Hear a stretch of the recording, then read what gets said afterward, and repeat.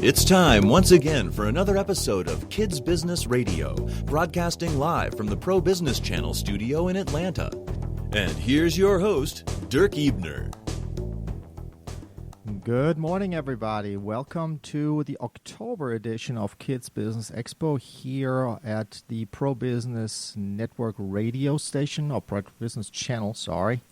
Welcome, everybody, to be here. It's great to have everybody on board, and we love to have a very interactive radio show today. We have actually two guests that are not even in Atlanta. They're in Delaware. So thanks for technology bringing everybody together. I think it's it's actually the second time that we are doing this, Rich, right? Yeah, I think we had a couple episodes ago, some folks call in and be on the show. So, I mean, that's the beauty of the world and the age we're living in, right? Is that is. From here in our beautiful Pro Business Channel studios in Atlanta, in the Buckhead area of Atlanta, and on Kids Business Radio, but broadcasting worldwide. I know there's been a lot of social media activity already from here and parts beyond. And just maybe a moment or two about Kids Business Radio, the Expo, before we introduce and get underway with our guests. Yeah, that would be great. Kids Business Expo really was this year in February a great success from my point of view. We had we had over 800 attendees, badged attendees from 21 states around the country. We had some from Canada and definitely some from abroad as well. And as we grow, Kids Business Expo for next year, by the way, mark your calendar, October 15, 2016 is the date for Kids Business Expo 2016, again at the Galleria here in Atlanta. But as we grow, I definitely see a lot of interest coming in from overseas. I was just in a conversation this week with a group, education and entrepreneurship group in Nigeria. Really? That are reaching out and they're trying to get involved in entrepreneurship for youth, and that shows me that the mission and the vision of Kids Business Expo is definitely something that is making ground and that is expanding, and we see a lot of interest in that. And the beauty of the media partnership is allows you with the monthly broadcast of the Kids Business Radio to kind of get the word out about the expo coming up.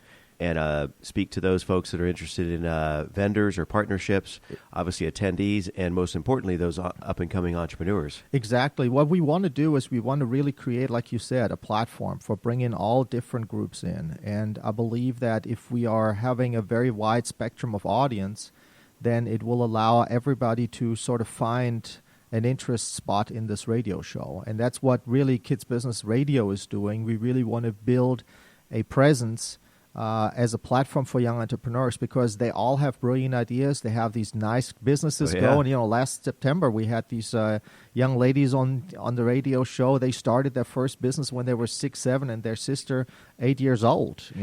That's right, and they were from not Venezuela, but Colombia. Colombia, yeah. It was a bit of an international show because you had some folks in here from. What was the other country? Cesar was from Colombia. Yeah. And the two young girls were from Colombia as well. And then, of course, we have the German here on the air, like me. Right, exactly. Speaking my German Southern accent. International Business Radio. So we're going to jump into our guests in just a moment. Before we do so, we'll chat at the as we wrap up the show, a little bit more details about the expo. But let folks know about the website for the radio show and the expo and point of contact and all that good stuff. Yeah, good. Radio show is on kidsbusinessradio.com. That's where the radio show is, and you can definitely listen to it afterwards. We put the content out. We have kidsbusinessexpo.com as the contact for that. And if you want to reach out to me personally, you can reach me by phone at 404-735-5646. And always can reach me at info@kidsbusinessexpo.com. This is sort of the short version of the contact.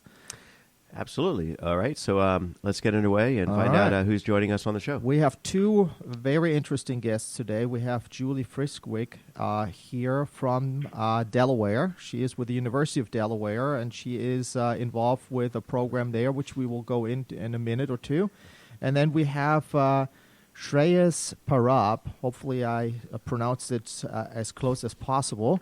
And he has been very involved in numerous entrepreneurship activities, and I will read his bio in a few minutes. But I wanted to start off with Julie. And Julie and Shreyas both reached out to me at one point a few weeks ago and wanted to really learn more about Kids Business Expo. And she is with the University of Delaware HORN program in Entrepreneurship Diamond Challenge. That's the company name that she has. And she has a background in marketing and international business and a passion for all things sustainable and healthy. Julie is always pursuing solutions to the most pressing local and international problems, and that's, really what Kids Business Expo is looking for, as well as the international reach. Starting her career in the corporate world of consumer goods, Julie began to slowly move towards social impact leadership roles. From 2011 to 2013, she served with the Peace Corps as a small enterprise development volunteer in the Republic of Moldova. Julie now lives in Delaware and is the External Programs Coordinator at the Venture Development Center, home of the University of Delaware Horn Program in Entrepreneurship, where she directs the Paul and Linda McConnell Youth Initiative. Under her leadership, the program has grown from 2 states and 2 countries to include more than 1,000 students from 5 states and 6 countries annually. Julie holds a BS in Marketing and International Business from Drexel University and is currently pursuing her Master's Entrepreneurship and Design at the University of Delaware. So welcome, Julie, to the show. Thanks so much, Dirk. That's a lot of information in that bio. It's amazing to see how you have been so involved in entrepreneurship in not only the U.S., but countries all around the world. So, why is entrepreneurship and education for our youth? Tell us about that. Right. Well, we really see entrepreneurship education as an imperative for youth more so than ever before in history, just because we see how quickly the world around us is changing. So we give a lot of examples around this, especially in technology. Most relevant and that young people really seem to understand is an example of Uber or Airbnb, these companies that have come in and just completely disrupted industries and have shifted the types of jobs that are needed. So here we are as educators, and really, our role is to empower our students to be successful in the world. And when we see that the world is rapidly changing, it can become a little bit tricky to figure out which skills are actually going to be needed in 5 years, 10 years, 20 years from now. And so we see entrepreneurship education and instilling the entrepreneurial mindset and teaching the process as something that will be applicable across any industry, any field, and just a valuable skill set that would make a student be able to, as we say, either take a job and be innovative for another company or organization, or to make their own job and create their own path. Now, what's the growth pattern that you have seen over the, let's say, last 3 years in entrepreneurship, and what the students are bringing to the plate? Are they more educated about entrepreneurship today than they were 3 years ago? What's the trend on that? That's a great question. I think that the landscape of entrepreneurship is absolutely evolving, and that people are starting to understand that there is actually a difference between something that we might consider small business management versus entrepreneurship. So I think traditionally the two were kind of lumped together, and we were seeing a lot of concepts coming out from students that were essentially, a business that already existed, but putting it into their town or making it work at their school. Small examples being a cupcake shop or a coffee shop, whereas we're really trying to show that entrepreneurship is thinking of new ways of doing things. So an entrepreneurial endeavor isn't always necessarily a business. It could be a social enterprise, a nonprofit. It could be a campaign, a policy change. Anything that you we say that the definition of entrepreneurship here at the Horn program, it's very broad. It's the process of creating, delivering, and capturing value from new ideas. And so when the students are coming to you with a new idea, how do you help them to move forward with that? Right. So we have created a curriculum that is very much sort of a watered down or shortened version of what we teach at the university. So we do offer a bachelor in entrepreneurship and technology innovation here at the University of Delaware. And what it does is it teaches you to, kind of, we call it building a business like a scientist, or evidence-based entrepreneurship. So really showing students that, no matter what they're doing in starting a business or starting an enterprise, it's always needs to be solving a problem. And that problem could be a customer problem, it could be a societal problem, but they need to be adding value to people's lives or to any sort of ecosystem. Once they realize that they're solving a problem and that they have, a potential solution, and coming to that potential solution is actually another part of the process. So that's the ideation process, or coming up with as many possible solutions as possible. And that is another skill set that is really important, because we do learn about brainstorming, but oftentimes young people, when they're around their peers, when they're around their educators, will filter themselves. And they won't necessarily share all their ideas because they're afraid that maybe it's not smart, or that it's a dumb idea, essentially. So we really teach getting it all out there, every possible idea, no judgment. And this is called divergent thinking.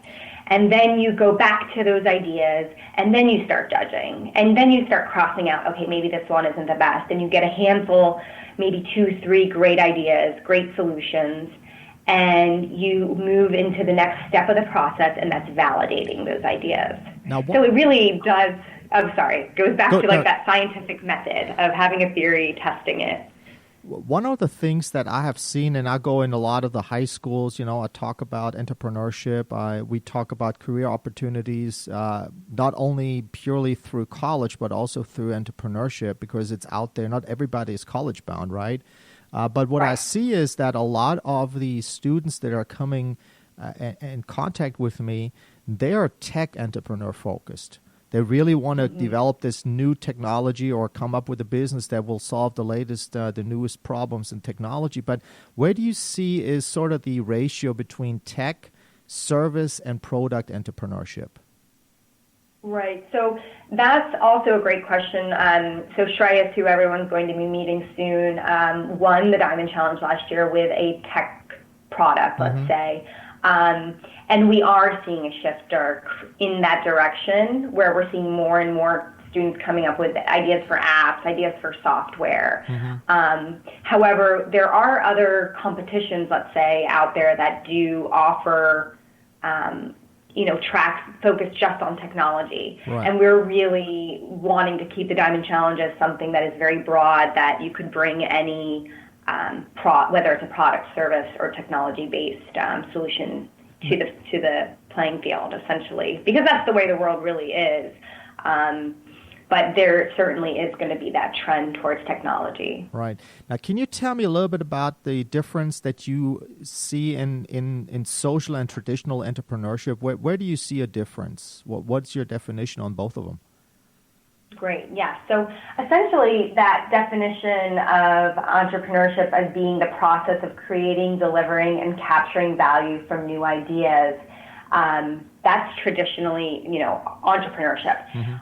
Social entrepreneurship would be the same definition with the reason behind it being to solve a societal issue or more of a beneficiary problem. So examples I usually give, if I'm going to be a traditional entrepreneur and I am trying to solve a customer problem, and that customer problem could be as wide of a range as there aren't enough purple patent leather high heel shoes at the stores, right? There's all of a sudden all these women want purple patent leather high heeled shoes and nobody's making them. Or it could be all the way over to an accounting firm whose software isn't turning around certain data fast enough.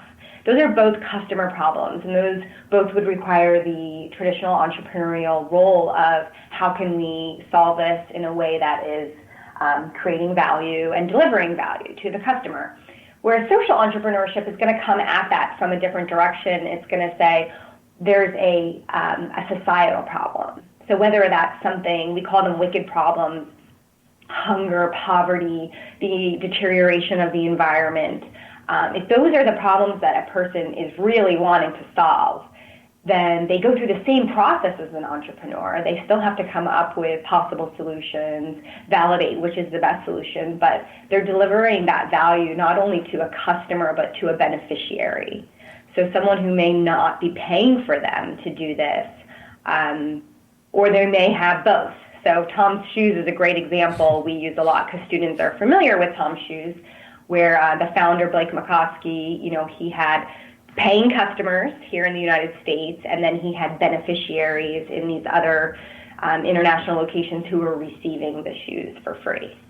Now, I feel a lot of passion in that, what you're telling us from an entrepreneurship perspective. Where is that passion coming from? What is your background? What drives you into entrepreneurship? I think you read it in the bio that I started in the corporate world, and I really saw how things are super, super globalized. Mm-hmm. And in the company I was working for, we were sourcing, our products from China, and I just started to see that the whole world was not necessarily all getting the same opportunities. I recognize that brilliance and great ideas are really everywhere, but the opportunity's not. But that's changing so quickly, and it's really an exciting time that we live in. I think also I see entrepreneurship and being able to take your ideas from inside your heart and inside your mind and making them something reality in the world is probably amongst the most gratifying experiences a person could have.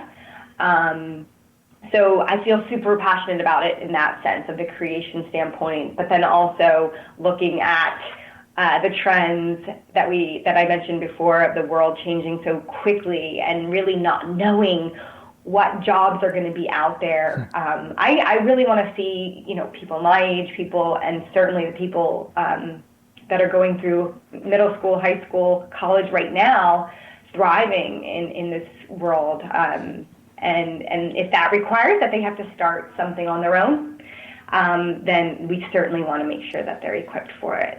Now, what I saw at Kids Business Expo was that the young generation, the elementary to middle school, really were all in.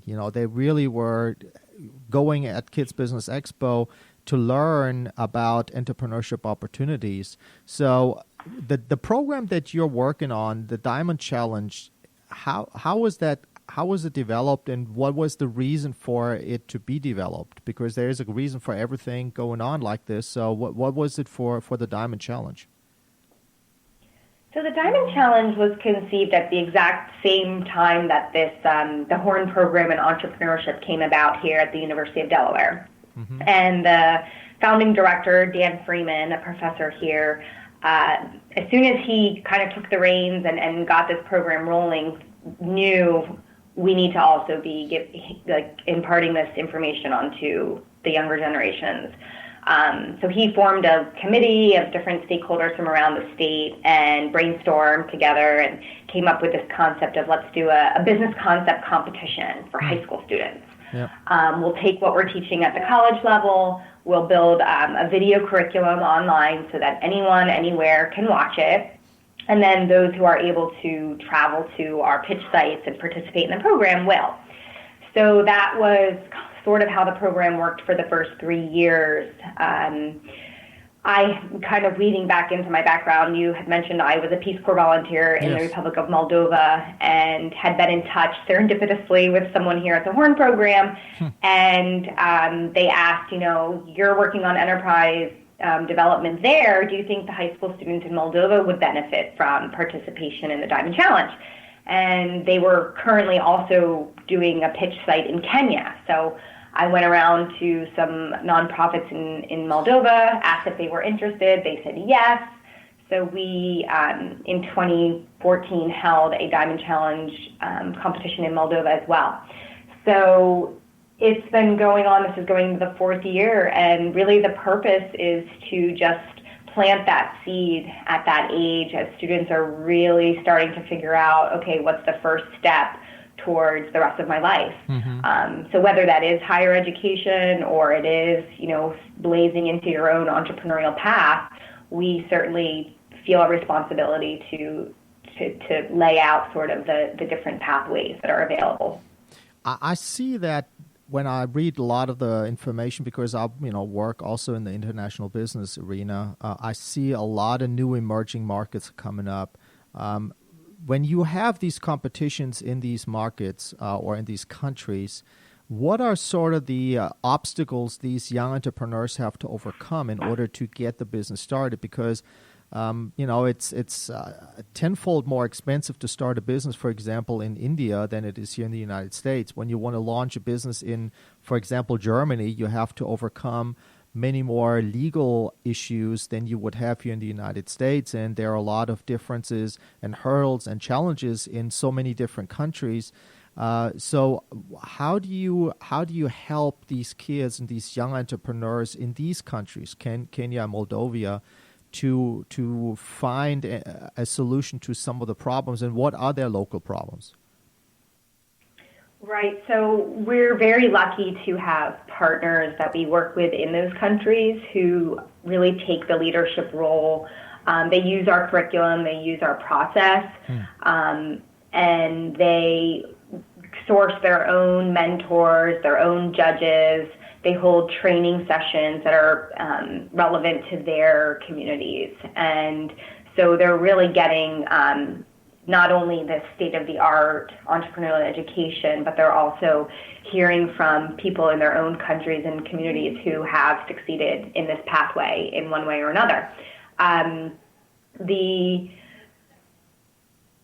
challenges are many, they're different in each country. Moldova is a former Soviet republic, so the communism is still very much in the minds of the older generation there. So a lot of times a young person would share an idea and it will very quickly be, oh no, you'll never be able to do that. So they have to overcome the mental blocks.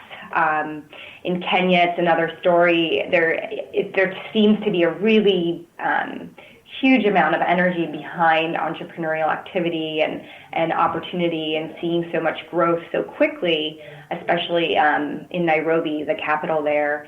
And the students, we've noticed, tend to come up with more social enterprises than not. Okay. But in both of those places, just like we've seen with the trend here, we've been seeing more and more apps and software development as their solutions. So I find that very interesting because, like you just said, Dirk, in some of these countries, it's so expensive to launch something like a restaurant or anything that would take a lot of capital investment. But to make an app, you just really need to have a phone or a laptop or something, but you need to have those programming skills. And that is something that can be acquired relatively inexpensively. So can you give us one success story that sort of stood out over the years when you are talking about these countries? Because I'm sure that our listeners would love to hear one of those stories where somebody was really in a country that had these or has these challenges, but turned around and had this super, super successful business. Well, I don't know if we've had any super, super successful businesses yet, but I think in the years to come, we'll see that more as the students, grow up a little bit and get out into the world a little bit more. But one example would be, so there's a boys' school in Kenya that has been participating since the beginning, and they had a team. Some of the students were of different grade levels, and they had come up with a concept to take human waste in latrines that are throughout a lot of the villages there and make it into charcoal. Wow. Because that's how people in Kenya, a lot of times, they warm their homes, they use their stoves, they don't have other fuels. So what they do in Kenya is there's these certain trees that people will cut down and burn down to make charcoal. And it's really harming the environment, first of all, because they're cutting down a ton of these trees, and then the charcoal is also not cheap. So they thought, well, let's take this other thing that is waste, literally, but make it into a valuable product. So Dan Freeman and I had the opportunity this summer to go to Kenya and meet these students and meet a lot of the different teachers and students participating in the program. And one of the boys from that team has already graduated from high school and is studying at a university in the capital, and he came back to the school to meet us and told us that he's still pursuing the concept. So he's hitting the ground hard, and we're keeping track of what he's doing. So it's pretty exciting. Yeah, that is super exciting. So how can someone become involved in the Diamond Challenge program, and how? And who, of course. So anyone, the Diamond Challenge this year is open to any teenager in high school, anywhere in the world. We have virtual tracks in both the business concept competition and the social venture competition. All you have to do is go onto our website, it's diamondchallenge.org, and explore the different curriculum. There's a curriculum called Ideas to Action, which correlates with the business concept, and a curriculum called Venturing for Good, which correlates with the social venture competition. And sort of figure out what you want to do. You need to have a team of 2 to 4 students and 1 adult.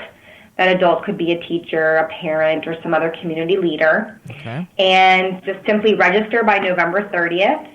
The concept, you'll have to submit a written concept and your video pitch, and those are due by January 18th. And then if you make it to the semifinal round, you'll be either invited to have your video online voted for the social venture competition, or for the business concept competition, you'll actually be brought here to Newark for the Youth Entrepreneurship Summit and the final round in April. Well, that's really, really cool. Now, you have someone in the room with you on speaker Shreyas, Parab. And let me read his bio real quick and then bring him into the discussion, because I really want to get his input on entrepreneurship and want to really get as much feedback from him as I can. So Shreyas is a 2-time Scripps B competitor, featured in several news outlets in the country like CNN, delivered 3 TEDx talks, and has won thousands of dollars in prizes and scholarships for his entrepreneurial skills, including taking home the first place prize in the 2015 Diamond Challenge for high school entrepreneurs. So talking about entrepreneurship in the Diamond Challenge, he is a first-hand expert on that, and as a winner of that. So welcome to the show, Shreyas. Having you here is great. And how did you get involved with the entrepreneurship? I mean, you don't just wake up one morning and say, "I want to become an entrepreneur," right? Yeah, I guess it's a seed that's been in my mind, I guess, for a long time now. I mean, it's like you said, Mr. Ebener, it's not just one day I woke up and was like, hey, I want to be an entrepreneur, I want to start a business. It kind of started, the seed started planting a long time ago. I mean, for example, I saw some of the problems my parents faced when they came to this country. In America, the traditional American dream a long time ago was, hey, come to America, get a good job, get a good stable job, and work as hard as you can. But now the dream is kind of shifting. Now kids like me, teenagers, they don't just want to live the American dream; they want to create their own. And that's kind of where I started. Really got into entrepreneurship. Was that I have the power to control my own destiny. That I can have the power to create my own dream. And that's really where my entrepreneurial, I guess, initiative started to take place. Now, when you get into this, you start with a program, you start with a product, and you had a very specific product. So tell me about the current business, NovelTie, because this is it really caught my attention. And how did you start this? I used to go to a school where I could wear whatever I wanted, right? I could even wear pajamas to school if I really wanted to, and no one would bat an eye. But then I moved to a new school, Archbeer Academy, which is a private school that makes you wear a uniform. Mm-hmm. And so a problem I faced every single day was getting up, wearing a tie and a dress shirt and khakis to school every single day. in the corporate world and, most jobs, you have to wear a tie and a dress suit every single day, right? Right, correct. And it was not a fun time. I mean, we're teenagers, right? We want to we want to wear fun things. We want to really show our creativity, and it was a problem I saw that many students had, and so I thought, why not be the one to address it? I mean, you can see 100 problems in your daily life, but if you choose one, you can really solve it. And that was a problem I decided to tackle. And it's not like my problem was, going to revolutionize the world, but it did make people's lives easier. It did make people's lives better. And that's kind of why I decided to create NovelTie. Well, I looked up the ties, and they're really, really interesting. But what you told me at one point in time, you were traveling, right? And you had tell me about that travel experience that you told me about with your ties and who you introduced your ties to. Yeah, so a few weeks ago, believe it or not, we flew down to Bentonville, Arkansas, which is the home of a company most people are familiar with. It's called Walmart and Sam's Club. They're two huge companies, and if you're familiar with them, have a huge honor in the retail space. And so we flew down there where we got to meet with top executives at Sam's Club, and we even got to meet the CEO of Sam's Club and Walmart, and we got training from their companies. We learned a lot about who they are, what they like to do, and I mean, heck, we have the CEO of Walmart and Sam's Club wearing our ties. We have their kids wearing our ties, and we got a lot done in those few days that we were there. And we even recently had a press release done on the Walmart blog, which has viewership in the thousands because it is an international company. And we announced that we're going to be doing pop-up stores in Sam's Clubs in the local area with my company NovelTie, selling our ties in Sam's Clubs. So we're really excited about that. That's a huge achievement. I mean, that's what an entrepreneur dreams about. And I always say entrepreneurship doesn't come with an age sticker. It's 8 to 80. You can be at any given point in time. You can become an entrepreneur. But your story is so amazing that that at a young age you were able to accomplish and achieve this, make a difference in your school. But also, I think you had to open up your suitcase and show the 50 ties, right? At one point in time when you were traveling. Yeah. Turns out that the TSA, when we were traveling to Arkansas, they were kind of wondering why I had a travel-on filled with about 50 ties.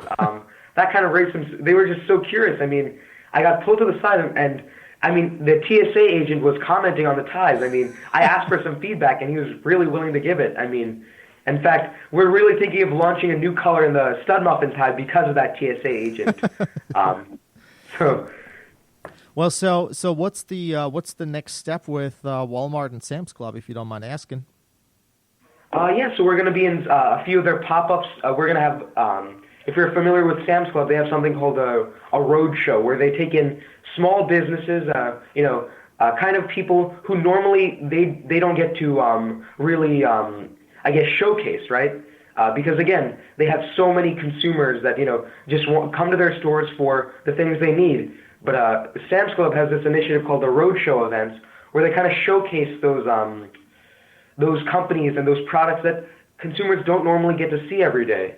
And I like to think that novelties are things consumers usually don't get a chance to see in their daily lives. And so we're going to have kind of a stand or I guess a location at Sam's Club where we're going to have special space where me and my salesman can stand in front and kind of show consumers what NovelTie is, why NovelTie is so special, what makes it a product that you need to get for your student or your child or even yourself.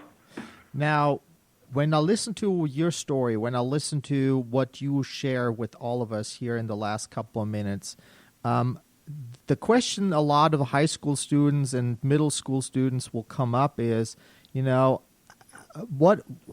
can I do this? So what is the advice that you will give these teens, these kids, how to start a business and get it into a direction that you're taking with yours right now? Well, definitely. I think one thing I know Ms. Frieswyk mentioned that in the beginning is that, entrepreneurship is delivering a new idea and doing it in a creative way, right? And that most teens nowadays, we hear about companies like Google, Uber, right? And we always think, my idea of selling ties is just, it's not a $1 billion company, right? And sometimes we just filter ourselves. I think Ms. Frieswyk said filter ourselves, right?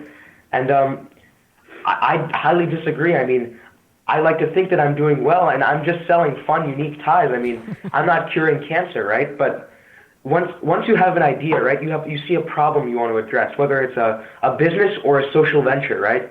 You see a problem and you figure out, I want to be the one to address it. I want to ignite that change in my world, right?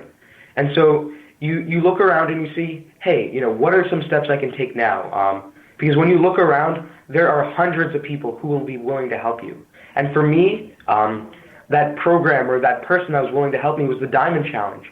And I came to the Diamond Challenge and said, hey, I have an idea and I want to take it to that next level, right? And so I went through the curriculum they had. I mean, they really have a good program.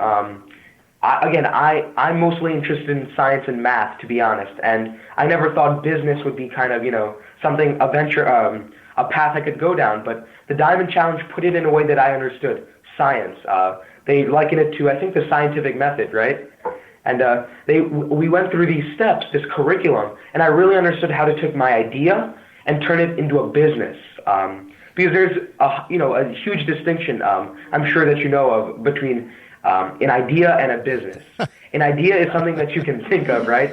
Anyone can think of an idea, but it takes that next step, that entrepreneurial spirit in you, to make it into a business, to take it to a venture. And I think by connecting myself to the Diamond Challenge, by going through all these resources they have for you, I was really able to take my idea and take it to a business level.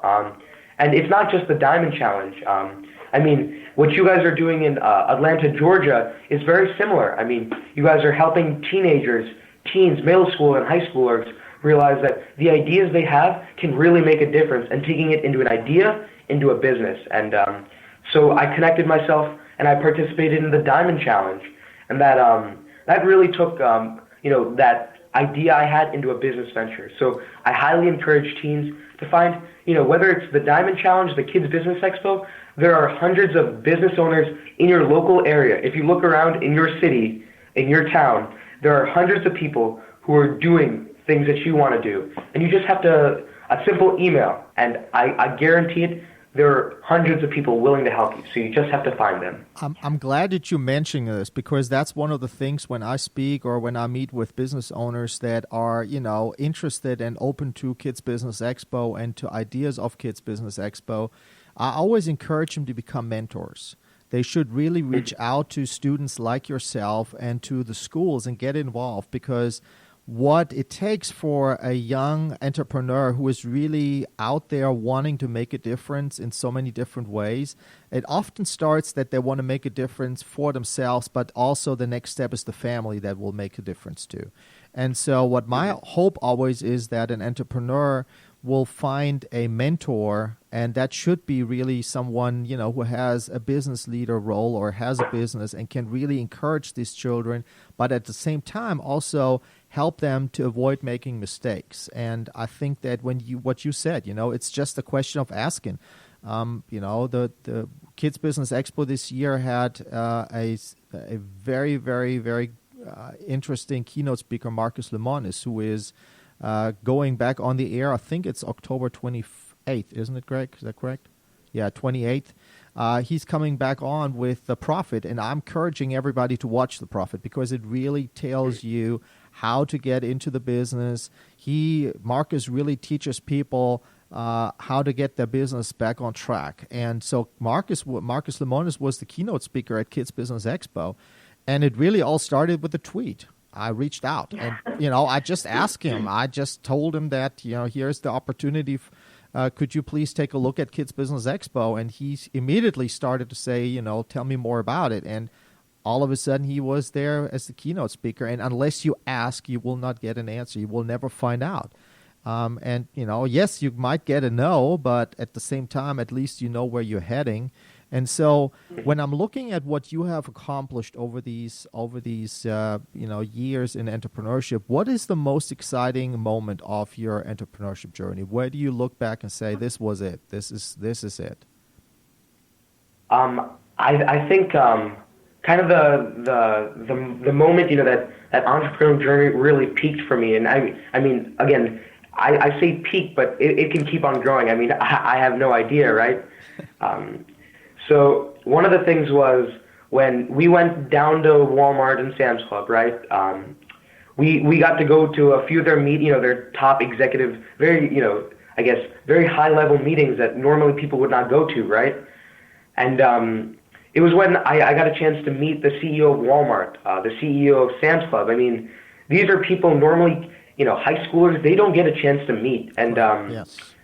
My parents said to me, they said, Shreyas, it's because of, your ties that we're getting a chance to meet the CEO of Walmart, the CEO of Sam's Club. I mean, normally high schools don't get a chance to do this. And, I mean, adults don't get a chance to do this. And yes, that's correct. It was in that moment I realized that, some of the things that I've gotten to do that I'm very lucky to get a chance to do, it's something that, I mean, even teachers at my school, they say, Shreyas, you get a chance to do all these great things that normally high schoolers, we've never seen high schoolers who get a chance to do this. And that was the moment I started to realize, what I really get a chance to do, it's a blessing. I'm really lucky and fortunate enough to be able to meet people like that, or to get a chance to make people smile when they see my ties. It's those moments that I really cherish, and that's when I know that what I'm doing really does help me, and it really does make a difference in other people's daily lives. So you also, and I read it in your bio, you also had the opportunity to be on stage at TED Talks, which is, from my point of view, I love these type of the videos and the advice that they give. How was that? How was that experience to get up on stage, at a relatively young age and have that opportunity for, I don't know, how long was your speech on that? 8 minutes? Yeah, 8 minutes. Okay, so how was that? Well, tell me about that. Share that with me. Well, for example, I was at a conference last week, right? And I'm always the youngest kid there. I'm the only kid there. I mean, the age difference between me and most of these other people is like 20, 25 years. And so when I went to the conference, most people did not know I was a speaker. And then they open up the program and they say, hey, that's that kid sitting right over there. And it's always funny to me because most kids have no idea that they introduce me, they read my bio, and then at the end they say, and he's only 14, or at the time 13, and he's only 13 years old. And all the people are just, they're amazed, they're just shocked. And then I go up on a stage and I constantly feel, that I have to prove to them that it does not matter how old I am, that it does not matter, whatever accomplishments I have, that in that moment they regard me as they would any other adult or anyone else. Because, and I feel like kids constantly have to prove that, and I make it a goal that every time I go on stage, whether it be at TEDx or at any award ceremonies that I get a chance to speak at, I try and prove myself. I try and prove that, not just prove myself, but prove to the adults in the room that, hey, just because I'm 14, just because I'm 13, that doesn't mean that I can't speak as well, or that I can't present just as well as any adult in the room.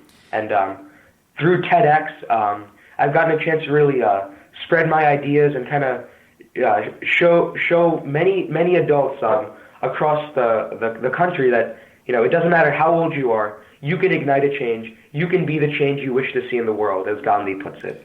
So what's your next step? What are your goals in the next, let's say, 2 years? Where do you want to be? 2 years from today, or 2 years ago from today, I was thinking I would be in a completely different place than I thought. I thought I would just be a high school student, trying to, have a social life, play sports, and maintain good grades, right?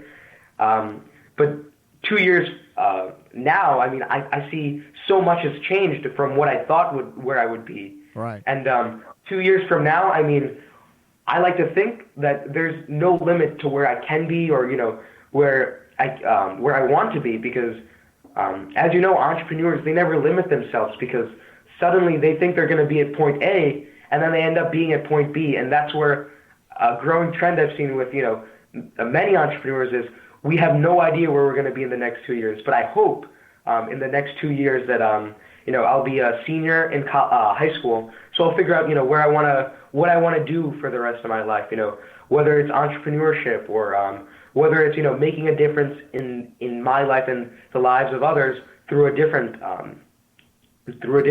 pathway. But I know one thing I know for sure. In 2 years, I want to make sure that I stay true to who I am, to where I come from, kind of why I started doing the things I do. I don't want to forget that. I don't want to forget, why I want to help people, why I want to make a difference. I mean, those kinds of the background that I come from, the reason I do what I do, I don't want to forget that. I don't want to forget all those people like I don't want to forget those programs like the Diamond Challenge. I don't want to forget, Miss Frieswyk, who helped me through all my ventures. I don't want to forget that because they've been so fundamental in me getting where I am today. And in 2 years, I don't want to forget those people. Now you made the perfect. And so that's. Go ahead.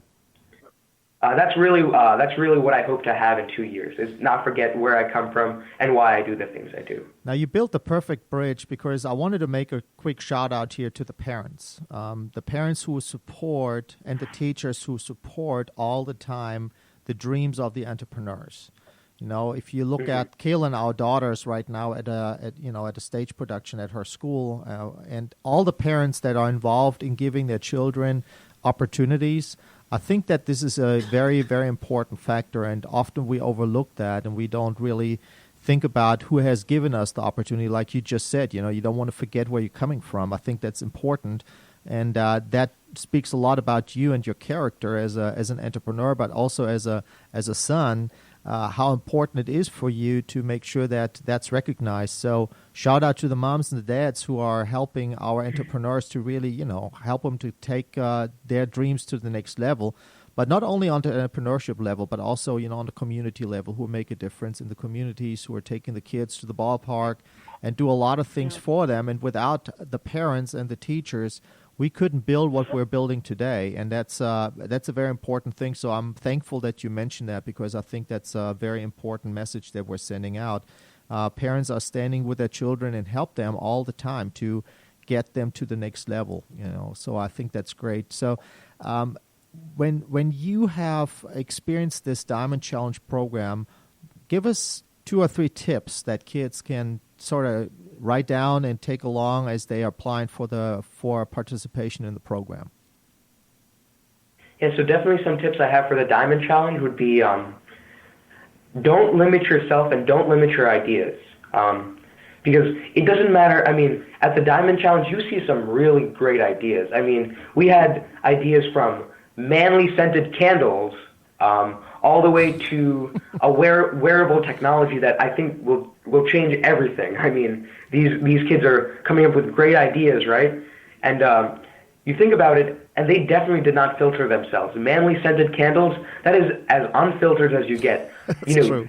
Ties that say chick magnet on it, that is as unfiltered as you get. So don't limit yourself and don't limit your ideas. That would definitely be a tip I have for kids out there who want to participate in the Diamond Challenge. And another tip I think that I would have for students who want to participate in the Diamond Challenge and pursue their entrepreneurial ventures is definitely open your eyes and see the amount of resources, the amount of people, the amount of programs like the Diamond Challenge that are out there for you. The Diamond Challenge offers so many resources, and I say so many, and that's an understatement. They have mentors that you can meet with that can help you pursue your venture. So just open your eyes and you will see hundreds of people who are willing to help you, and all you have to do is ask. Just like we said before, Mr. Ebener, all you have to do is ask. And the Diamond Challenge can pair you up with mentors, with students, and University of Delaware alumni, students and alumni who are who are learning this at a college level, who are learning this, at a very high institution of education, and who can teach you these things. And I would just say to those people the kids out there, just ask. The worst thing that can happen is they say no. That's right. And the best thing that can happen is I mean, we really don't know, because the best things in life, it's unthinkable what can happen. So what I want to do is I want to give our listeners the opportunity to reach out to both of you, to Julie and to you. And so run down the contact way. How can people get in touch with you? So I think the best way for people to get in contact with me personally would be to go to the website, www.mynoveltie.com. If you just fill out a contact form, I mean, I have dozens of people filling out that contact form and getting in touch with me, and it's through that I've gotten a chance. A few participants in the Diamond Challenge who want to, kind of strengthen their idea, they've reached out to me and, asked for help with their idea, and I've definitely helped out with them in that regard. So if you go onto my website, www.mynoveltie.com, you can reach out to me, and I love getting a chance to help out kids just like me, because I know how important it was for me when I reached out to, my mentor that the Diamond Challenge gave me, how important that help was. So, and Ms. Frieswyk, I think you have... I'm sorry, but you're also on Twitter, on Facebook, correct? Yeah, my Twitter handle, if you want to hear funny things about NovelTie or just, I guess, the entrepreneurial journey, you can follow me at Parab18, SPARAB18. So that's where you can hit me up with a follow, as kids my age say. Okay, awesome. So that's what I have to say. Should I tell people how to hit me up with the follow? Okay, Julie, give us your contact. Okay, so students can go on to diamondchallenge.org. The general email for that is info@diamondchallenge.org. If you want to just send an email, I typically get to read all of those.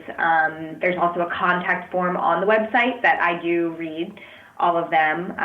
The Diamond Challenge is on Twitter and Instagram at Diamond Challenge without the E at the end, which is really kind of annoying, but yeah, I hear you. we couldn't fit it. So it's at Diamond Challenge without that final E on both Twitter and Instagram. Same on Facebook. And then me personally, my Twitter handle is at JULIEWYN. And that word win actually means balance.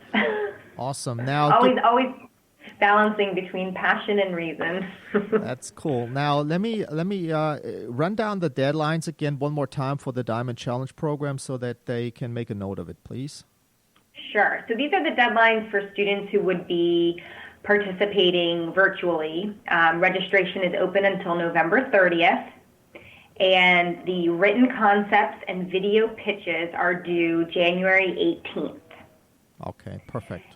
Now, on the business concept side, if you are accepted into the semifinal round, you'll be invited to come to Newark, Delaware for the semifinal round on April 14th, the day before our Youth Entrepreneurship Summit.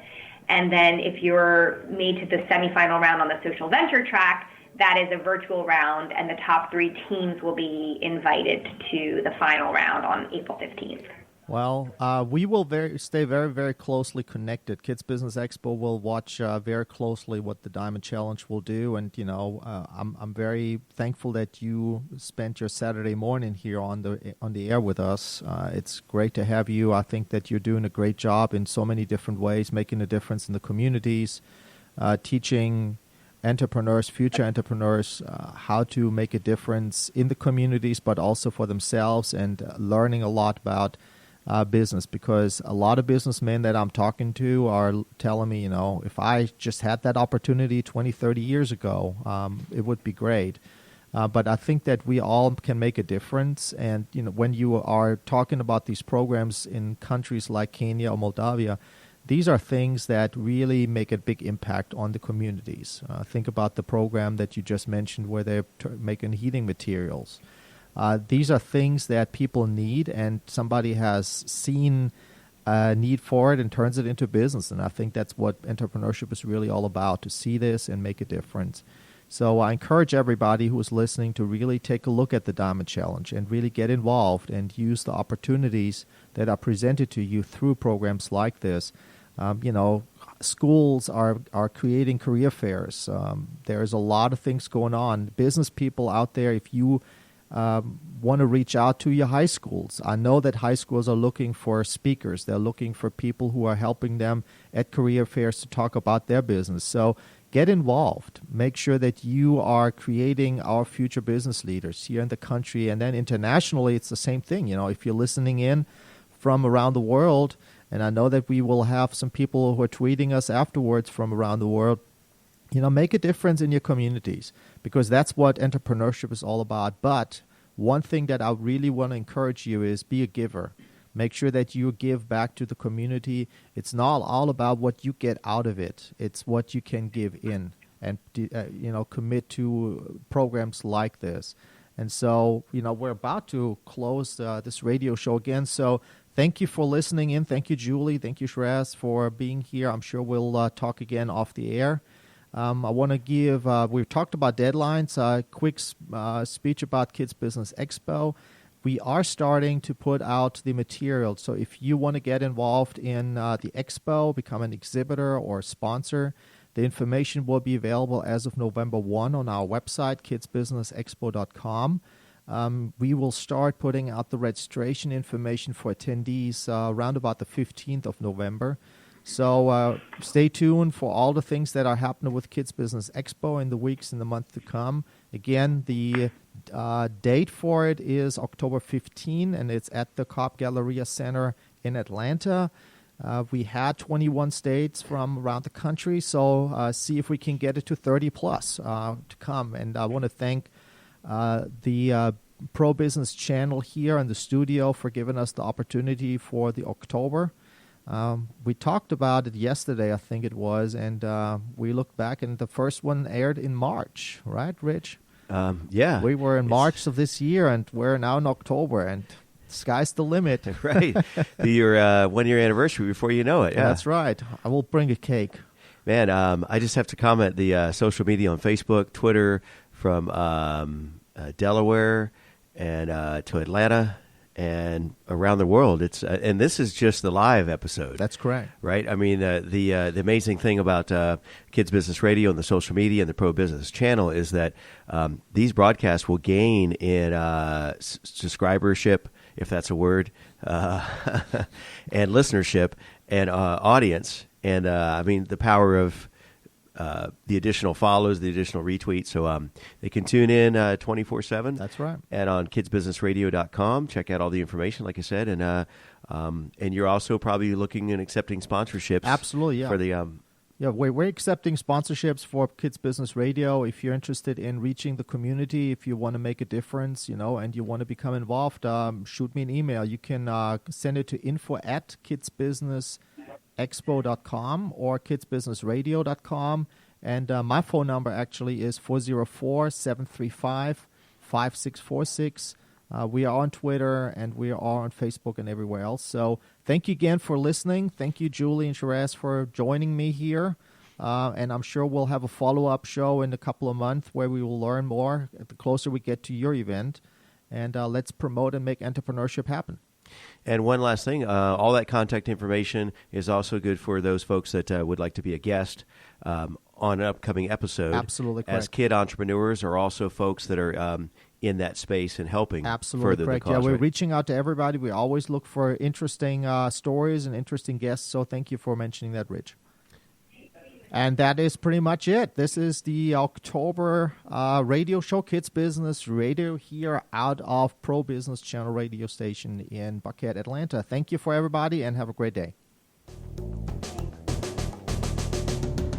Thank you again for joining dirk-ebener and his guests on the Pro Business Channel. Use the social media links here to share today's show and stay tuned for the next episode of Kids Business Radio.